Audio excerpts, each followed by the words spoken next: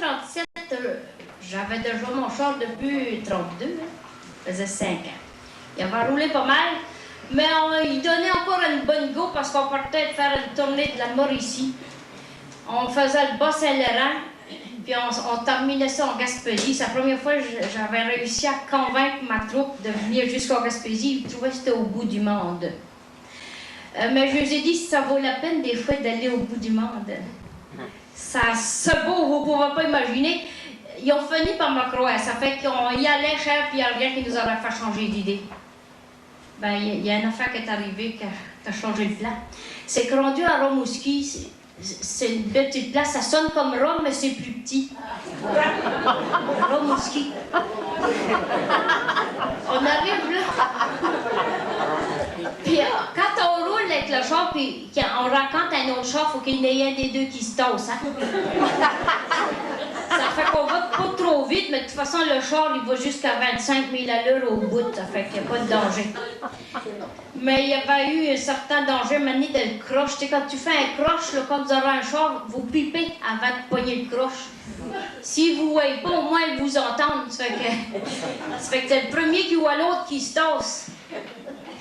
D'un croche, c'est un petit peu plus difficile parce qu'il faut que tu ralentisses un peu plus. Même moi, c'était Henri Roland qui chauffait, puis il y avait comme le pied pesant. On roulait cher dans le croche, 25 000 à l'heure, puis à un moment donné, cher, il raconte un char, lâche le coup de pipard, puis il donne un coup de roue. La conduite du char a lâché. Et la roue vira fou, il avait beau virer dessus, ça menait ce que ça voulait, si lui, il n'y avait plus de conduite, pas tout. Ça a fessé cher sur le devant du char qui s'en venait. Moi, j'ai revolé dans le clos.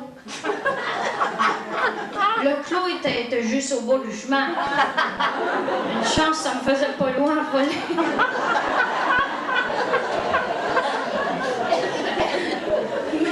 mais j'étais dans le clos, pareil, c'était impressionnant. Quand t'es assis dans le char bien tranquille, à un moment donné, bang, t'approches toi-même. Je me réveillé, j'étais rendu à Rimouski. Ils m'ont pogné sur un boyard. J'avais la jambe droite cassée à 2 places. Ça fait 3 morceaux. J'avais le bassin fracassé, j'avais la colonne frêlée. J'avais pogné un coup sur la tête. Je sais pas si on pognait ça, moi, ce qu'ils appelaient ça la communion céréale. C'est une affaire de même, en tout cas, ça sonnait de même. Puis j'avais le nez cassé. Mais je m'apercevais pas de rien, j'avais été dans les vapes, moi, là. Ils m'ont ramassé, qu'ils m'ont dit qu'un boyard m'ont mis dans le truck à maladie. Les 3 boules nous suivaient en arrière, tout. Ça a pris un bout de temps, en tout cas. Je m'apercevais pas de rien, ça me dérangeait pas d'attendre.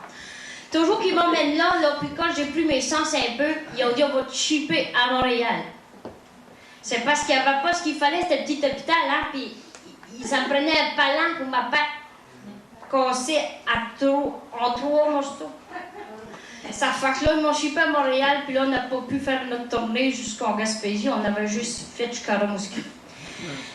Je pognais mes sens un peu, puis là, j'ai dit, mon Dieu, je me rappelle, j'ai payé des assurances, moi. Hein? Ton nom et doigt, il faut que je le convainque de signer. Mais ça n'a pas été compliqué, c'est mon mari. Il dit, dis-moi comment je suis riche, il faut que tu signes, parce qu'on va réclamer de l'argent, on ne payait pas. C'est quand on présentait ça aux agents d'assurance, ça n'allait pas si bien. On pognait des agents qui étaient un petit peu bizarres, ils ne nous croyaient pas. Ils disaient qu'on était dans le tas, ils prenaient des grands mots, ils disaient « vous êtes fautifs ». Je n'étais pas certaine de bien comprendre, j'ai dit « ça veut dire vous croyez qu'on fait exprès ?» Il dit « ouais », il dit « ça sonne comme ça ». Il n'y avait rien à faire, j'ai pas réussi à faire prendre raison, j'ai l'impression que c'est eux autres qui avaient venu le coup sur la tête. J'ai été obligée de me prendre un avocat. Je l'ai même pris 2 pour être sûre. Puis là, j'ai dit, ça, c'est du monde honnête. Ils vont me défendre comme il faut, hein? Ben, croyez-moi pas. Il y avait rien que 2 avocats qui étaient croches, puis c'est moi qui les ai pognés. Des vramanges de faux chers. C'était assez croche, c'était pas croyable, ça lui paraissait quasiment d'en face. Là, ils sont mis à dire qu'on avait fait exprès, qu'on avait mal chauffé, puis qu'on n'était pas prudent. Ils disaient n'importe quoi. Hein? J'ai dit, moi, c'est bien de valeur, on va vous faire un procès. Et puis, ça fera ce que ça voudra, hein, c'est le juge qui va décider. Ben, de dire que les avocats, eux autres, ils savaient que j'avais un beau petit bas de laine à la maison. Hein. Je vous ai dit tout à l'heure, les records, ça se vendait à pas tout le temps à coût de 10 000, mais ça allait comme pas pire. J'avais un peu d'argent dans les bas de laine, j'avais même promis ça aux enfants pour après. J'ai dit, vous aurez un beau magot. Là, je le dis tout de suite, il n'aura plus. Fanny, ça a tout été aux avocats. Et puis, qui sont graissés la patte pas mal, ceux-là. Je sais pas, parce que ça en est pogné qui était le même, là. Et puis, à part de ça, que mon Édouard ne travaillait pas depuis que ça a fait arranger les dents. Ah oui, en 37, elle m'a pas encore commencé, ça faisait 10 ans. Et puis, ben, c'est pas de sa faute, c'est la crise économique qui a pogné par-dessus. Fait que ça a tout enchaîné, hein, ça a commencé de même. Toujours qu'après ça, moi, j'étais à l'hôpital, paye les trucs à maladie, ça coûte cher, ces affaires-là, paye les pelules, hein, ça faut prendre des pelules, t'es dérinché, t'as mal partout. Puis à part de ça, je pouvais plus beaucoup travailler, tu sais, l'argent rentre plus. Puis là, quand tu travailles moins, ben là, les records, ça se vend moins, puis je dois le vieux gagner, puis je paye les avocats, puis finalement, ben, on a juste resté assez pour rester en vie jusqu'à ce que je peux commencer. Mais quand j'ai été bien correct, j'ai dit, je vais faire une petite chanson en l'honneur des avocats.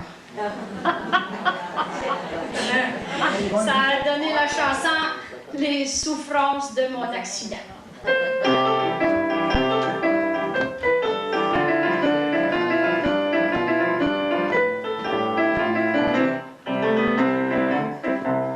Depuis mon accident, j'ai pas fait de chanson nouvelle, comme j'ai eu mes 20 ans ou bien les 5 jumelles. J'en arrache en souffrance avec mes assurances. Maintenant, écoute ça, c'est la chanson des avocats.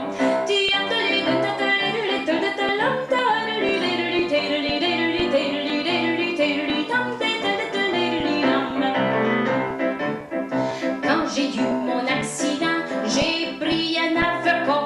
Il me dit, ça prendra pas de temps, vous allez gagner cette cause-là.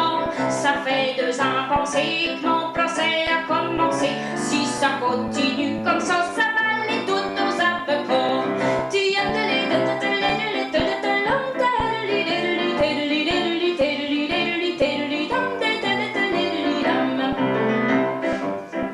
Tous les autres ont été payés et puis moi ils voulaient pas. Le procès a continué pour retirer cet argent-là, car ils en ont profité que j'étais malade comme ça pour se servir les premiers, puis ils ont tout pigé dans le plat.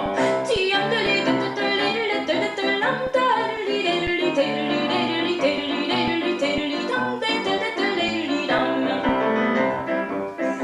en a un qui me doit d'argent, et puis quand j'allais le voir, il me disait en pleurant que ça allait mal dans les affaires. C'est un homme qui s'est acté parce qu'il y a déjà 1 an. Aussitôt l'argent tiré, il s'est ouvert un restaurant.